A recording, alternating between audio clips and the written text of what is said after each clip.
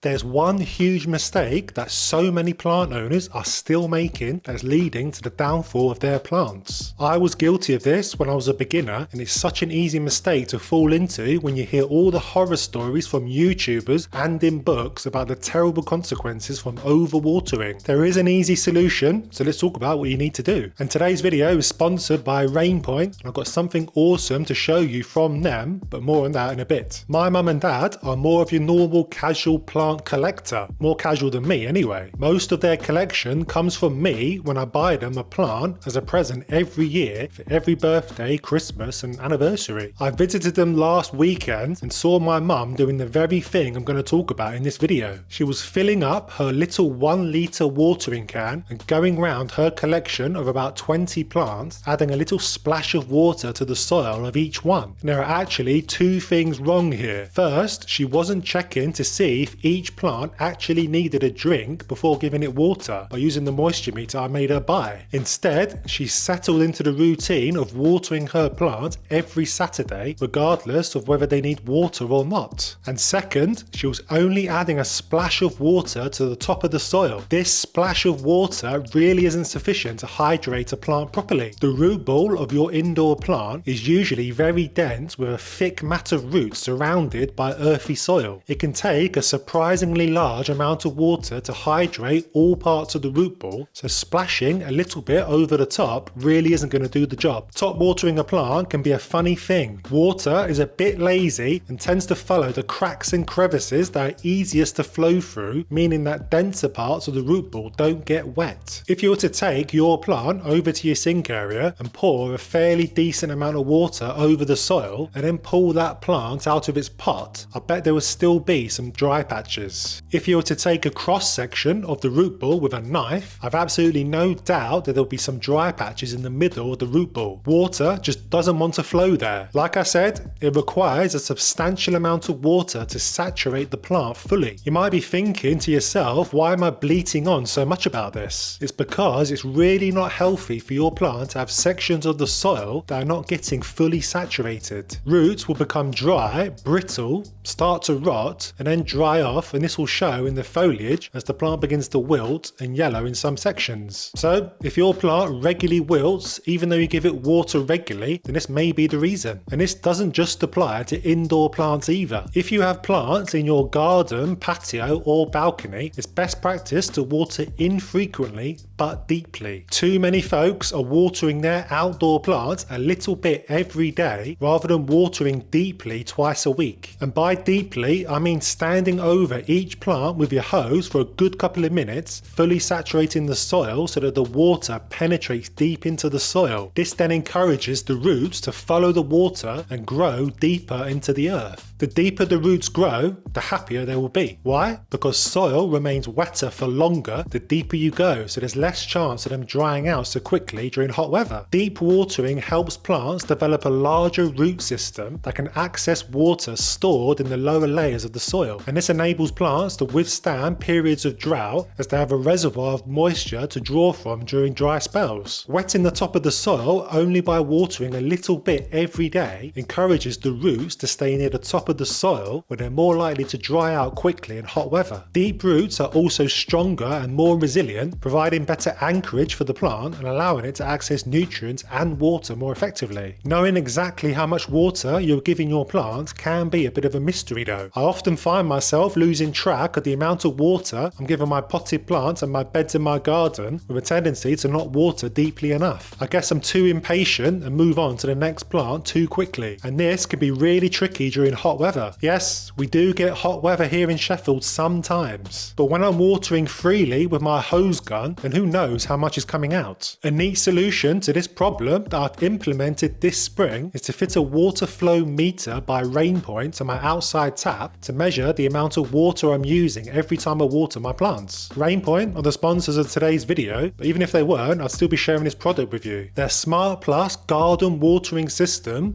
with 2-zone water flow meter package is packed with so many awesome features. First, the package comes with a water flow meter that you can attach to your hose gun. This This allows you to track how much water you are using in real time and even shows you your water flow rate. And because it's Wi-Fi connected, it sends that data back to your phone to keep track of how much water you are using every time you water your plants. For my potted plants, I like to give each of them at least a litre of water, and for my beds about 2 litres of water per plant. I can easily track that through this device. It's so much easier to water my plants deeply. Second, it's got a 2-zone water timer to split your outside tap into 2 outlets, which is also Wi-Fi connected. This allows you to then run irrigation to your lawn from one outlet, for example, and then water your potted plants and beds from the other outlet, which is super convenient. No more switching over from sprinkler to hose gun. It's a real time saver. And because it's connected to your phone through Wi-Fi, you can set it and forget it to come on at a certain point on a certain day, and it will do so automatically. Super convenient for when you're going away for a couple of weeks. I've set this so that my sprinkler comes on for 3 hours every 3 days, and I love the fact that I don't have to remember to turn my taps on. And it's also got its own water flow meter, so it sends data back to your phone on how much water you're using for each outlet. On top of that, the package even comes with a dedicated irrigation display hub that brings everything perfectly together. Again, it's Wi-Fi connected and shows you how much water you've used on each day, your water flow rate, the temperature outside and inside, humidity levels, and even the weather forecast for the day. This means you can track the weather at your location and delay irrigation if rain is on its way, which admittedly is quite often for me. So it's a neat little product that sits in my kitchen that tells me everything I need to know about the conditions in my garden and how much water I'm using. I put a link to this product on their website down in the description of this video, so please do check it out. It's a brand new product I'm finding very useful.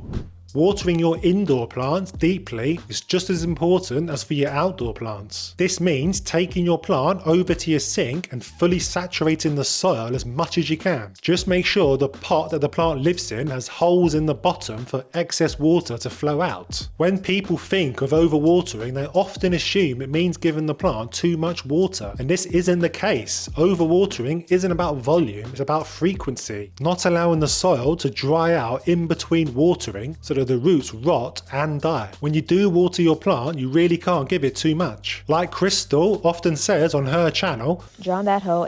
Repeatedly pour water over the top of the soil multiple times to be sure as you can be that as much of the soil is fully wet. You really want all of the roots to be fully hydrated. An alternative that avoids the need to water so thoroughly from the top is bottom watering. Bottom watering works in a different way, and I'm a big fan of it compared to top watering. Instead of pouring water over the soil of the plant that drains out of the bottom, you're adding water to a cache pot for the soil to wick up water through the drainage holes in the pot. This actually provides an even distribution of water to all of the roots, provided you add enough water. When water is wicked up by the soil, it's done so evenly, so you're much less likely to have dry patches. Check out this video here where I show you how to bottom water the right way and a few other reasons why bottom watering is great for your plants.